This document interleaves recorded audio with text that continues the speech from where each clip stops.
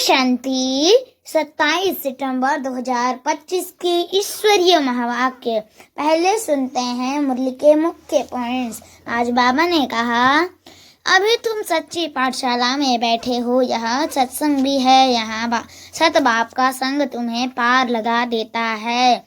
मनुष्य समझते हैं सुख दुख परमात्मा देता है, पर तुम जानते हो यह कर्मों का हिसाब है।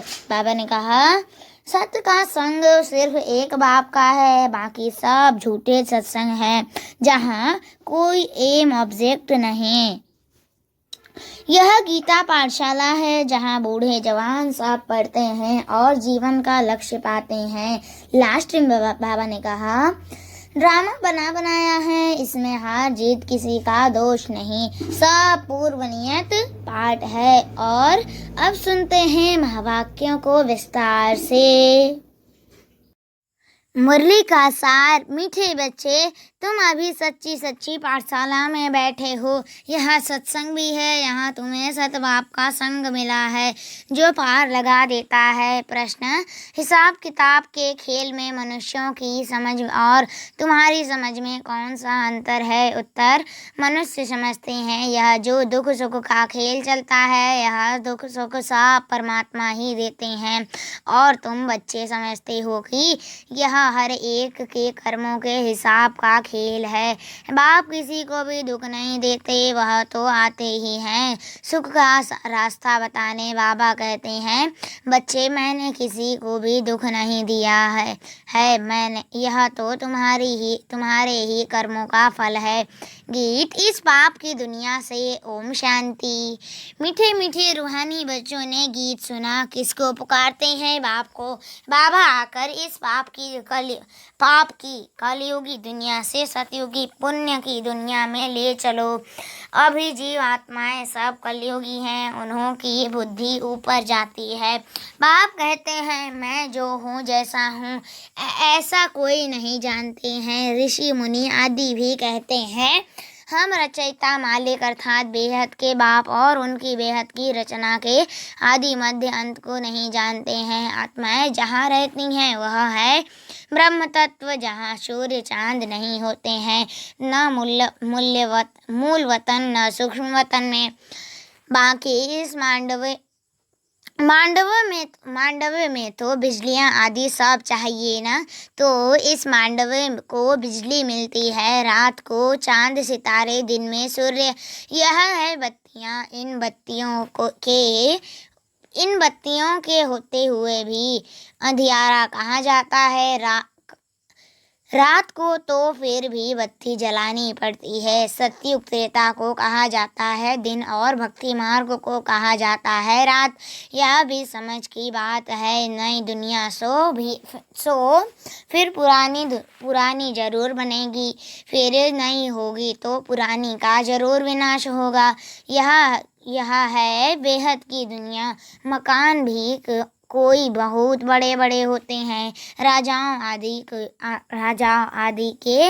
यहाँ है बेहद का घर, मांडवा अथवा स्टेज। इनको कर्म क्षेत्र भी कहा जाता है। कर्म तो जरूर करना होता है, सब मनुष्यों के लिए है यह कर्म क्षेत्र है।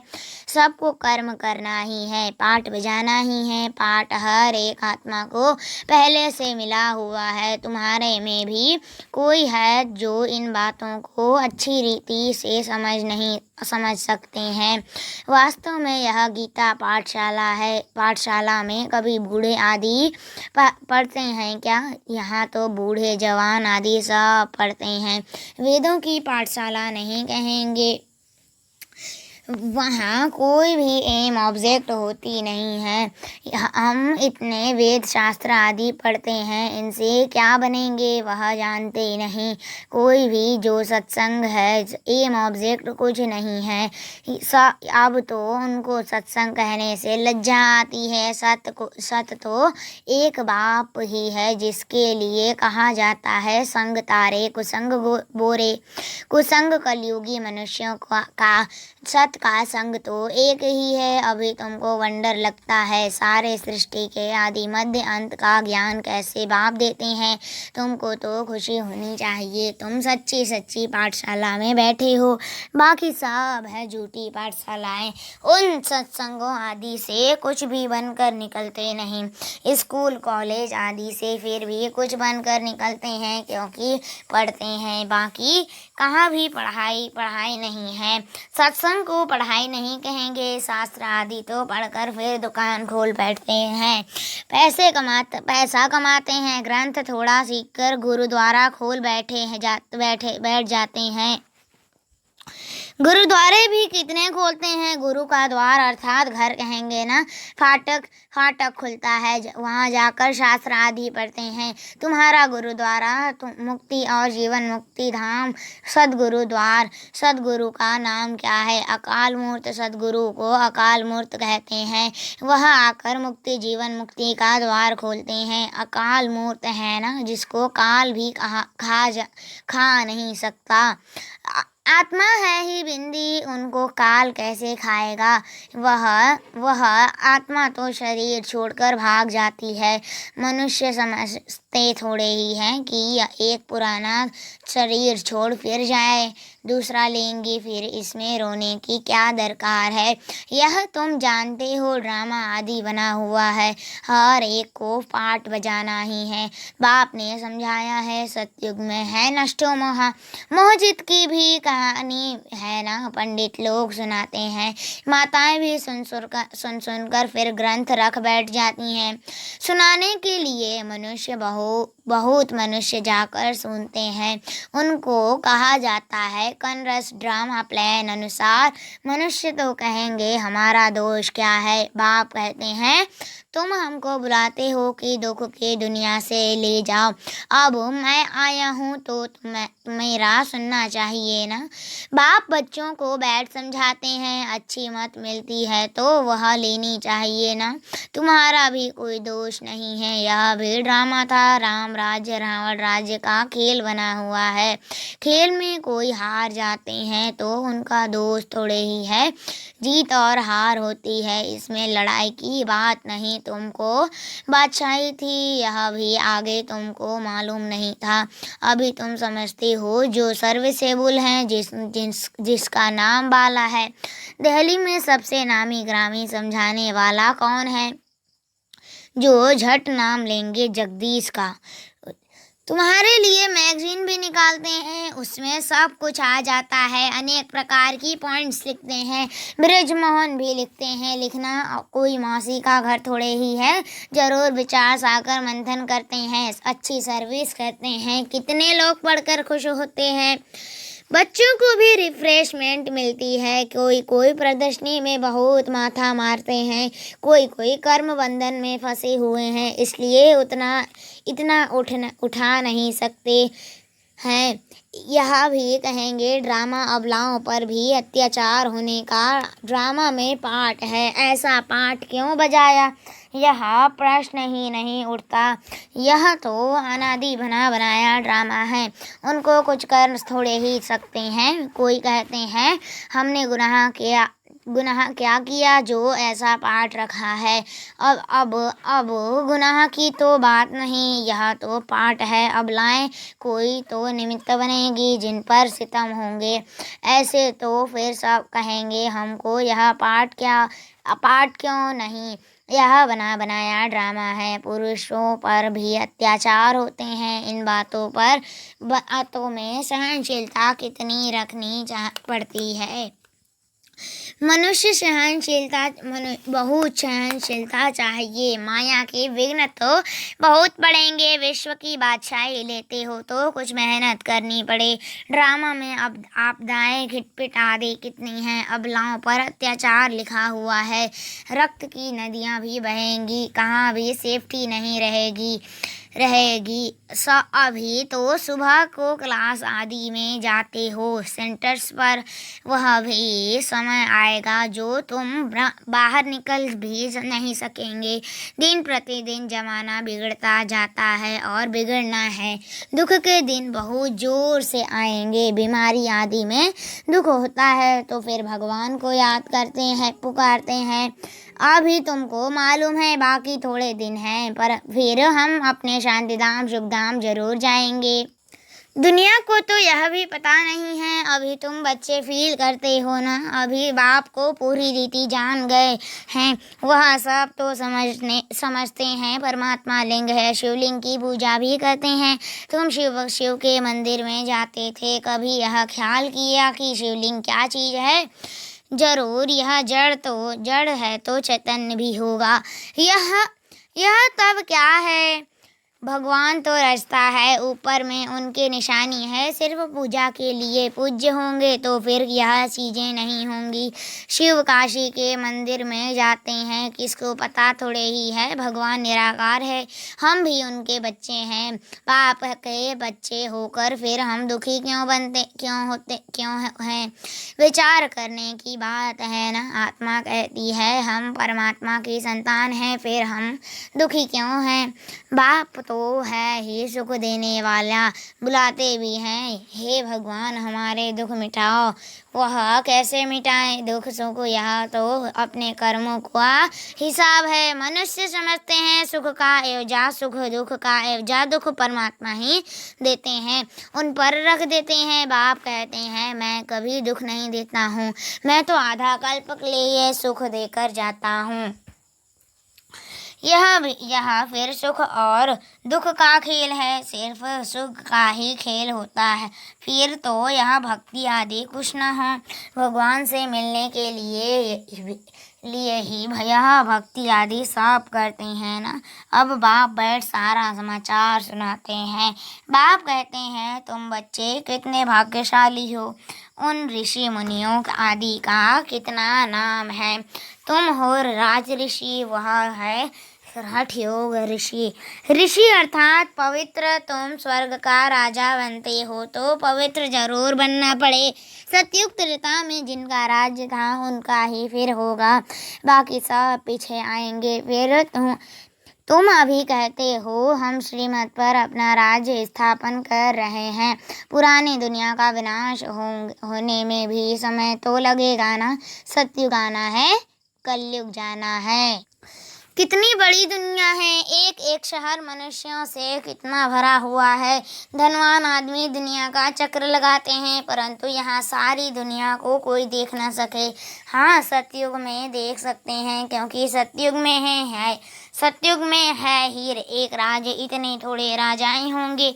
यह तो देखो कितनी बड़ी दुनिया है, इतनी बड़ी दुनिया का चक्र कौन लगाए? तो वहाँ तुमको समुद्र में जाने का नहीं है। वहाँ सिलोन, बर्मा आदि होंगे, नहीं कुछ भी नहीं। यह कराची नहीं होगी। तुम सब मीठी नदियों के किनारे पर रहते हो, खेती बाड़ी आदि सब होती है। सृष्टि तो बड़ी है, मनुष्य बहुत थोड़े रहते हैं। फिर पीछे वृद्धि होती है, फिर वहाँ जाकर अपना राज्य स्थापन किया। धीरे धीरे हम करते गए, अपना राज्य स्थापन कर दिया। अभी तो सबको छोड़ना पड़ता है। एक भारत ही है जिसने किसी का भी राज्य छीना नहीं है, क्योंकि भारत असूल में अहिंसक है ना। भारत ही सारी दुनिया का मालिक था और सब पीछे आए हैं जो टुकड़े टुकड़े लेते गए हैं।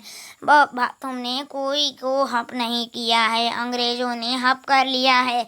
तुम भारतवासियों को तो बाप विश्व का मालिक बनाते हैं।